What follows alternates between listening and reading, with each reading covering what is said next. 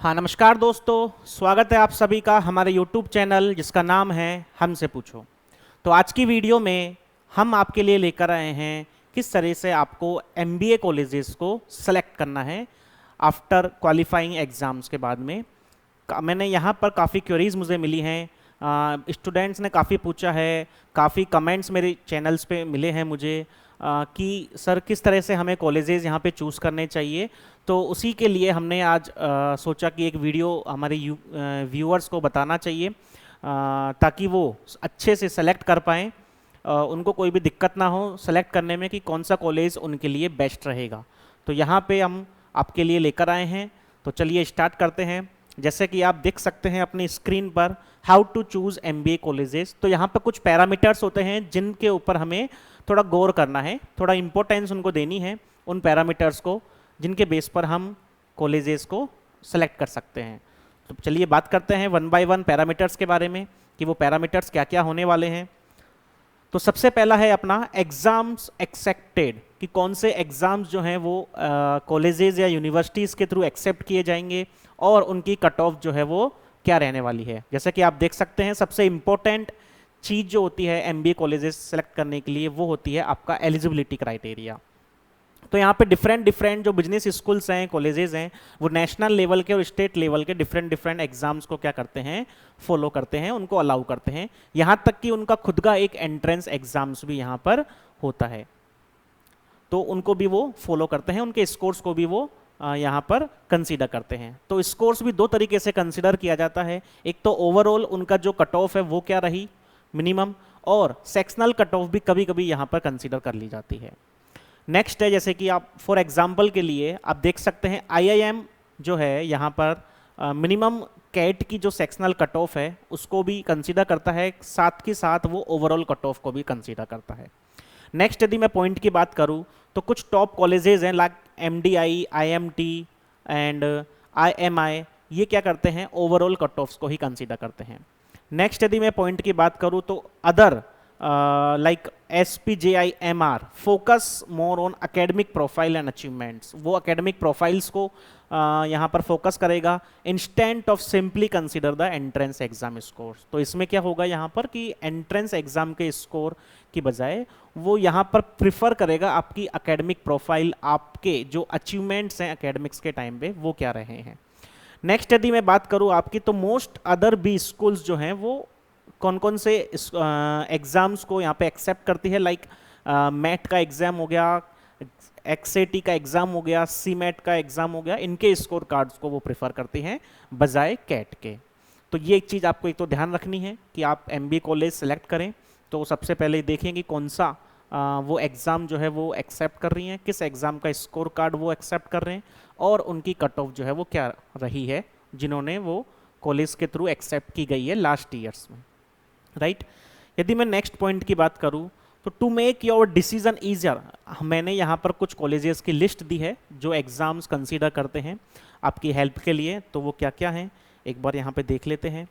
तो MBA colleges जैसे कि आप देख सकते हैं स्क्रीन पे 20 जो IIMs हैं, MDI FMS दिल्ली का एक कॉलेज है, IITs कुछ IITs भी होती हैं जो MBA यहाँ पे कंडक्ट करवाती हैं।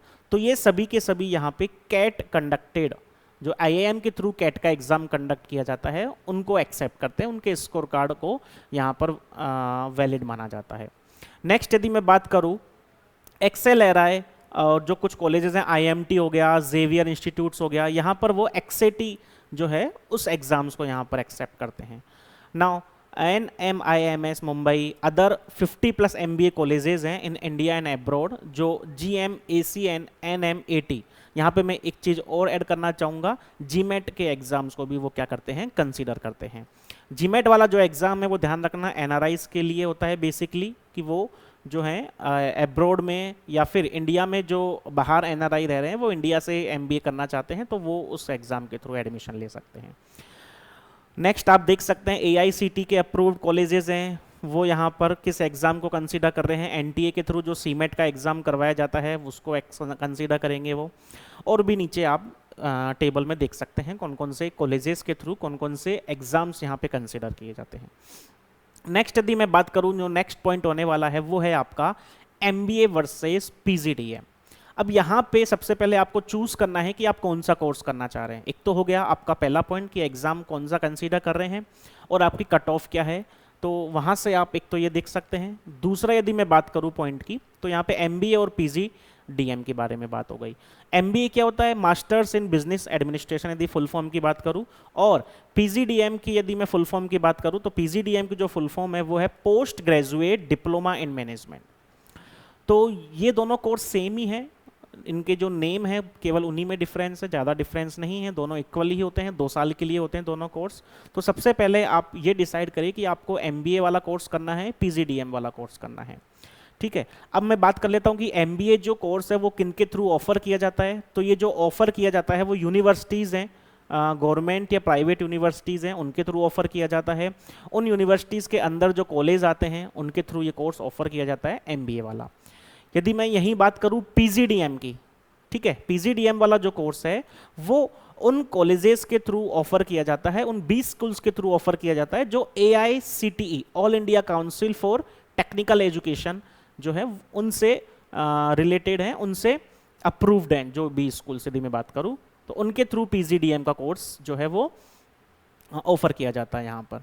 तो यदि मैं पीजीडीएम की बात करूं तो वहाँ पे जो सिलेबस होता है, जो करिकुलम होता है वो थोड़ा मोर फ्लेक्सिबल होता है एमबीए कोर्स से। तो सबसे पहले आपको ये डिसाइड करना है कि आप एमबीए करना चाहते हैं या पीजीडीएम, दोनों में कोई डिफरेंस नहीं है। केवल यदि मैं बात करूं थोड़ा सा तो पीजीडीएम में आपका जो करिकुलम है उसमें थोड़ा सा फ्लेक्सिबिलिटी आपको मिलेगी। तो यहाँ पे कुछ कॉलेजेस हैं, एमबीए कॉलेजेस हैं जो एमबीए प्रोफर करते हैं, कुछ पीजीडीएम प्रोग्राम्स ऑफर करते हैं, तो उनकी लिस्ट मैंने यहाँ पे बनाई हुई है। जैसे कि आप देख सकते हैं जो आईआईएम्स हैं, 20 आईआईएम्स हैं वो यहाँ पर एमबीए की डिग्री ऑफर कर रहे हैं। ठीक है, नेक्स्ट जो है वो आईआईटीज़ बॉम्बे, दिल्ली, ये भी आपको एमबीए ऑफर करते हैं यहाँ पर। यदि मैं बात करूँ सेंट्रल एंड स्टेट यूनिवर्सिटीज़ हैं, कुछ आईआईएफटी दिल्ली डीम्ड यूनिवर्सिटीज़ है, जेएनयू है, ठीक है, ये भी आपको एमबीए का कोर्स ऑफर करते हैं। तो नीचे यदि आप देख सकते हैं एमबीए के कोर्स के लिए कौन कौन से कॉलेजेस और यूनिवर्सिटीज़ हैं। यदि मैं पीजीडीएम की बात करूं तो यहाँ पर कुछ प्राइवेट कॉलेजेस हैं, जैसे कि आप देख सकते हैं यहाँ पे XLRI जमशेदपुर का है, एक MDI गुड़गांव का है, एक IMT गाजियाबाद का है। ठीक है, ये कॉलेजेस जो हैं वो आपको पीजीडीएम का कोर्स ऑफर करते हैं। ठीक है, तो यहाँ पर एक बात आपको जरूर ध्यान रखनी है कि there is no difference in offering of MBA and PGDM program. MBA और पीजीडीएम में कोई ज़्यादा डिफरेंस नहीं है, दोनों इक्वली है, बस उनके नाम में फ़र्क है कि एक को एमबीए बोल दिया गया और कुछ को पीजीडीएम बोल दिया गया। बस थोड़ी सी फ्लेक्सिबिलिटी हमें जो मिलती है वो करिकुलम में सिलेबस के अंदर मिलती है।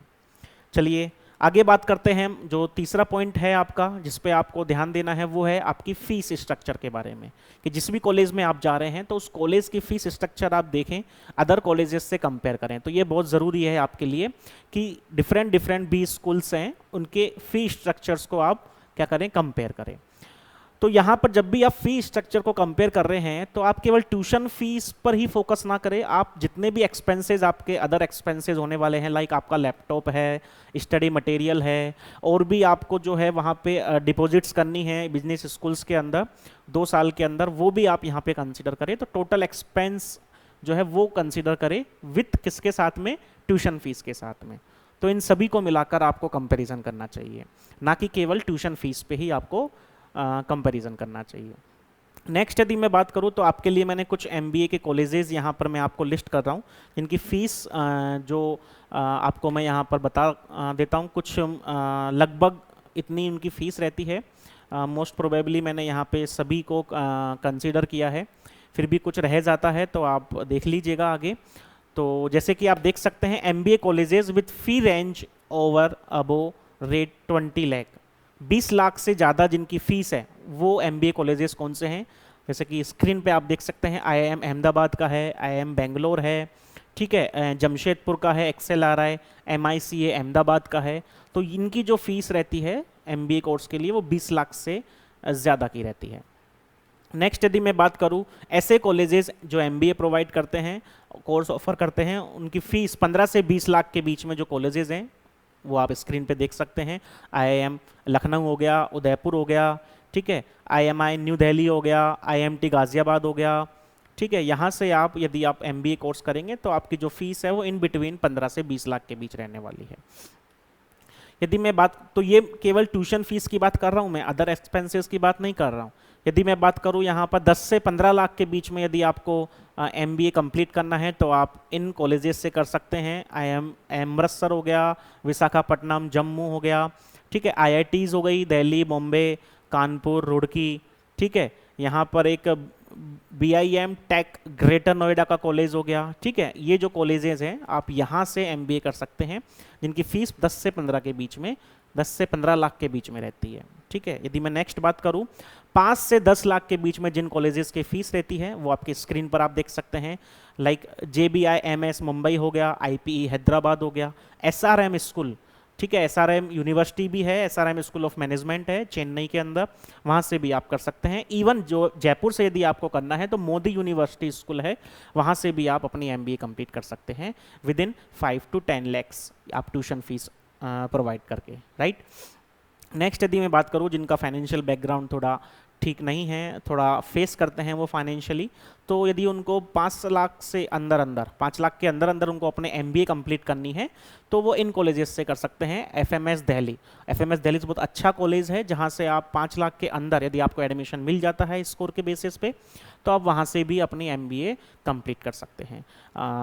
पुणे का हो गया, दिल्ली का एक और यहाँ पे यूनिवर्सिटी है DSC दिल्ली यूनिवर्सिटी, यहाँ से भी आप अपना MBA का कोर्स यहाँ पे कंप्लीट कर सकते हैं। तो ये रही आपकी फ़ीस की बात कि किन किन कॉलेजेस से आप अपना MBA कोर्स कंप्लीट कर सकते हैं। मैंने फ़ीस की कैटेगरी इसलिए डिफ़ाइन की है यहाँ पर ताकि किसी की फाइनेंशियल बैकग्राउंड कंडीशन ठीक नहीं है तो वो यहाँ से अपने MBA को कंप्लीट कर सकता है। नेक्स्ट पॉइंट की यदि मैं बात करूँ तो वो है आपका MBA का प्लेसमेंट। जी हाँ, प्लेसमेंट बहुत ज़रूरी होता है, ठीक है। हम चाहते हैं कि जिस भी कॉलेज में हम एडमिशन लें, हम जिस भी कॉलेज से हम पोस्ट ग्रेजुएशन कर रहे हैं, MBA कर रहे हैं, तो वहाँ से जब मैं निकलूँ कॉलेज से बाहर तो मुझे बहुत अच्छा प्लेसमेंट मिले, ठीक है। तो वो भी एक बहुत इंपॉर्टेंट रोल प्ले करता है कॉलेज सेलेक्ट करने के लिए। तो यहाँ पे बस आपको ये देखना है कि किस बिजनेस स्कूल का जो प्लेसमेंट है वो अच्छा है, एवरेज प्लेसमेंट क्या रहा है इन लास्ट ईयर्स के अंदर, ठीक है। कौन कौन से यहाँ पे टॉप रिक्रूटर्स जो हैं वो बिजनेस स्कूल्स में आते हैं, कौन कौन सी कंपनीज हैं जो यहाँ से अंदर आती हैं, इसके अंदर आती हैं बिजनेस स्कूल्स के अंदर प्लेसमेंट के लिए, ठीक है। तो यहाँ पर मैंने आपके लिए कुछ लिस्ट प्रोवाइड कर रहा हूँ जिससे कि आप कंपैरिजन कर सकते हैं कि किन कॉलेजेस के अंदर प्लेसमेंट अच्छा होता है, किन कॉलेजेस के अंदर प्लेसमेंट जो है वो एवरेज होता है। जैसे कि यदि मैं बात करूँ कि एवरेज प्लेसमेंट जो होता है MBA कॉलेजेस में 20+ लाख पर एनम का जो है वो यहाँ पर होता है।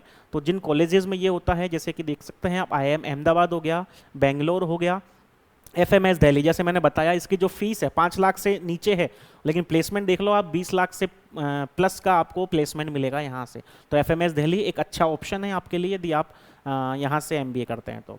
नेक्स्ट आप IIT दिल्ली हो गया, IIT बॉम्बे हो गया, और भी कॉलेजेस आप देख सकते हैं यहाँ से, वहाँ से आप अपना MBA कर सकते हैं with good placement 20+ lakh per annum का।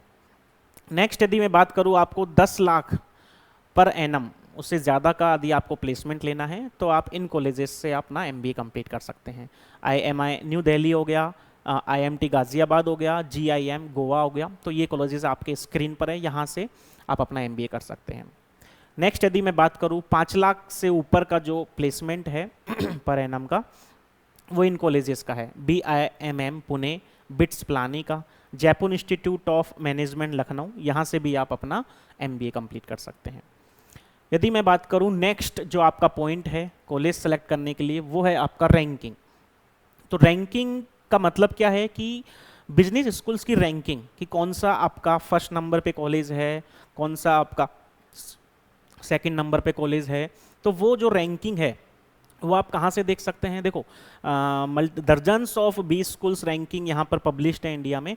तो हमें किन रैंकिंग्स को ध्यान में रखना है, जैसे कि मैंने बताया NIRF रैंकिंग जो है प्रोवाइड की जाती है HRD ministry, government of India, human resource and development जो मिनिस्ट्री होती है इंडिया की गवर्नमेंट के थ्रू, उनके थ्रू एक रैंकिंग निकाली जाती है बिजनेस स्कूल्स की, आप उनको कंसीडर कर सकते हैं। बिजनेस टुडे की एक रैंकिंग निकाली जाती है, उसको कंसीडर कर सकते हैं। The Week ranking of business schools, ये भी आप यहाँ से कंसीडर कर सकते हैं। आउटलुक बी स्कूल रैंकिंग्स, तो ये ऑर्गेनाइजेशंस हैं, कुछ यहाँ पे वेबसाइट्स हैं जिनके थ्रू रैंकिंग यहाँ पे रिलीज़ की जाती है, तो आप इनको यहाँ पे देख सकते हैं कि कौन सा बिजनेस स्कूल्स जो है वो आपके लिए रैंक वाइज कौन सा बेटर रहेगा। ठीक है, तो आप रैंकिंग के बेस पे भी यहाँ से अपना कॉलेज सेलेक्ट कर सकते हैं। यदि मैं बात करूँ नेक्स्ट जो आपके लिए इम्पोर्टेंट फैक्टर है, वो है आपका कि कॉलेजेस के अंदर जो फैकल्टीज़ हैं वो किस तरह की फैकल्टीज़ हैं, उनका जो एक्सपीरियंस है, पास्ट एक्सपीरियंस, कितने साल से वो वहाँ पे पढ़ा रहे हैं, क्या उनका एक्सपीरियंस है, तो वो आप ये देख कर भी आप अपना एमबीए कॉलेज सेलेक्ट कर सकते हैं। कि कुछ आप किस तरह से देखेंगे, तो कुछ बिजनेस स्कूल्स क्या होती हैं, अपनी वेबसाइट्स पे फैकल्टीज़ की इन्फॉर्मेशन डालती हैं, फैकल्टीज़ की प्रोफाइल डालेगी, तो वहाँ से आप देख सकते हैं। अब आपको प्रोफाइल में क्या देखना है, तो प्रोफाइल में मैंने यहाँ पे कुछ क्वालिटीज़ यहाँ पे मेंशन की हुई हैं कि आप क्या क्या चीज़ें देख सकते हैं। तो आप उनका एक्सपीरियंस देख सकते हैं फैकल्टीज़ का, उनकी एकेडमिक क्वालिफिकेशन देख सकते हैं कि उन्होंने क्या किया हुआ है। ठीक है, उनका रिसर्च एरिया एंड उनके पब्लिकेशंस कि क्या क्या इनके पब्लिकेशंस हैं, कौन कौन से जर्नल्स पब्लिश किए हैं, क्या क्या उनका रिसर्च का एरिया है, उनका इंडस्ट्री एंगेजमेंट क्या है। तो यहाँ से इन चीज़ों को आप देख सकते हैं यदि आप फैकल्टी की प्रोफाइल चेक कर रहे हैं बिजनेस स्कूल्स के लिए। कभी कभी आपने देखा होगा कि कुछ बिजनेस स्कूल्स पे फैकल्टीज़ की जो प्रोफाइल है वो पब्लिश नहीं होती है, वो नहीं वहाँ पे मेंशन किया होता है।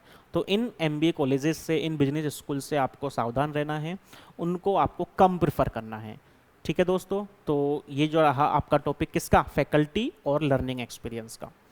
नेक्स्ट यदि मैं बात करूँ तो ये टॉपिक है आपका जनरल और स्पेशलाइज्ड एमबीए। अब देखो इसमें क्या होता है कि मैं यदि एमबीए करना चाहता हूं तो मैं जनरल एमबीए करता हूं कि मुझे किसी स्पेशलाइजेशन में नहीं जाना है, मुझे बस केवल एमबीए करनी है, तो मैं किसी भी कॉलेज से कर लूँगा, कोई इशू नहीं है। लेकिन मुझे एक पर्टिकुलर स्पेसिफिक फील्ड में जाना है, स्पेसिफिक एरिया में जाना है, तो मैं उसी एरिया, उसी स्पेसिफिक फील्ड से एमबीए करूँगा।